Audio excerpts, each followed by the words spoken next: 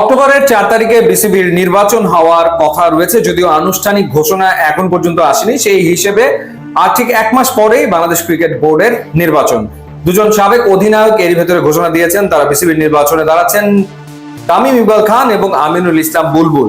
এবার আরো এক সাবেক অধিনায়ক মিনাজুল আবেদীন নান্নু, তিনিও বিসিবির নির্বাচনে পরিচালক পদে লড়াই করার ঘোষণা দিয়েছেন এবং সেটা সি ক্যাটাগরি থেকে, অর্থাৎ তামিম ইকবাল ক্লাব ক্যাটাগরি থেকে নির্বাচন করবেন এমনটাই শোনা যাচ্ছে। আমিনুল ইসলাম বুলবুল জাতীয় ক্রীড়া সংস্থা থেকে অথবা ঢাকা জেলা থেকে তিনি আসলে বিসিবির নির্বাচনে পার্টিসিপেট করবেন এবং সি ক্যাটাগরি থেকে মিনাজুল আবেদীন নান্নু ইলেকশনে দাঁড়াচ্ছেন। সেই ক্ষেত্রে তার প্রতিদ্বন্দ্বী হতে পারে দেবব্রত পাল, যিনি কোয়াবে ছিলেন কিছুদিন আগেও।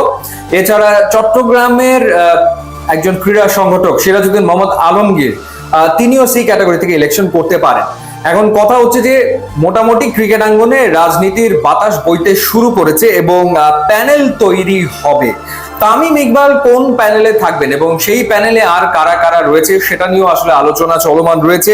jagonews24.com তারা একটা নিউজ করেছে এবং সেখানে তারা মোটামুটি ভাবে একটা প্যানেলের আউটলাইন দিয়েছে। সেখানে আমরা গোটা 10 নাম পাচ্ছি যারা আসলে তামিম ইকবালের সাথে একই প্যানেলে ইলেকশন করবেন এবং অ্যাকর্ডিং টু jagonews24.com তিনজন হেভিওয়েট ক্যান্ডিডেট তারা ইলেকশনে থাকছেন না। মাহবুব আনাম, যদিও বলা যায় না শেষ মুহূর্তে মাহবুব আনাম ইলেকশনে থাকতেই পারেন।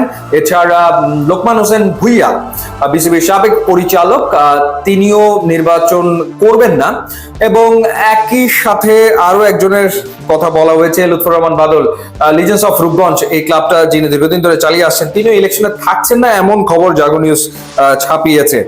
যারা তামিম ইকবালের প্যানেলে থাকতে পারেন এবার তাদের নামগুলো যদি বলি, 9 জনের নাম নাকি চূড়ান্ত এবং সেই 9 জনের ভেতরে রয়েছেন আজিজ আল কায়সার টিটো, তিনি বোর্ডে ছিলেন এক সময়। ফাহিম সিনা, বর্তমানে বোর্ডে তিনি রয়েছেন। ইফতিখার রহমান মিঠু, তিনিও বর্তমানে বোর্ডে রয়েছেন। রফিকুল ইসলাম বাবু, এক সময় তিনি বোর্ডে ছিলেন।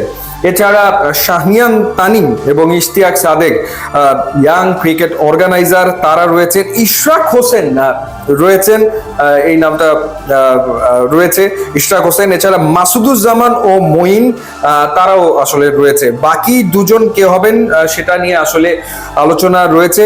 যে নাম দুটো আলোচনায় তার ভেতরে রয়েছে বোরহান হোসেন পাপ্পু এবং জিয়াউর রহমান তপু। এছাড়া আরো একটা পদ খালি রয়েছে, তো সময় গেলে আসলে বোঝা যাবে যে সেই পদে কে আসলে আসছেন। এদিকে আমিনুল ইসলাম বুলবুল, তিনি যেহেতু ঘোষণা দিয়েছেন তার মানে আরো একটা প্যানেল আসলে হবে এবং সেই প্যানেলে কারা থাকবে এটা সময় বলে দেবে। মোটামুটি নির্বাচন মুখী এই মুহূর্তে বাংলাদেশ ক্রিকেট বোর্ড এবং আসলে এখন সবাই ভোটাভুটির দিকে মনোযোগ দিচ্ছে এবং আসলে এখন প্যানেল গুলো ধীরে ধীরে প্রকাশিত হতে থাকবে এবং নামগুলো দিনে দিনে সামনে আসতে থাকবে। যে নামগুলো বললাম সেই নামগুলো প্রকাশ করেছে জাগো নিউজ। এই নামগুলো কনফার্ম কিনা সেটা তো এখন আমরা আসলে জানি না, কিছুদিন গেলে হয়তো বা আমরা বুঝতে পারবো। ইউটিউব ইনস্টাগ্রাম লিঙ্ক আছে, যোগ দিলে খুবই খুশি হবো। And thanks for watching.